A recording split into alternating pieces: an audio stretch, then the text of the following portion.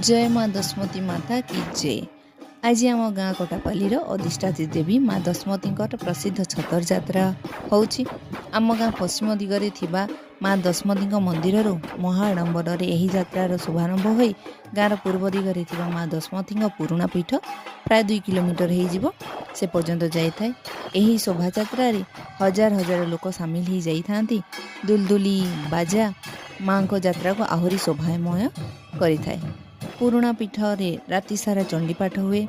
छतर सांगरे जाइथिबा बरुआंक देहरे माँ दशमती विजय करती एवं सकाळु माँ पुणी गाँ सारा समस्त भक्त को दर्शन दे था, आशीर्वाद देती।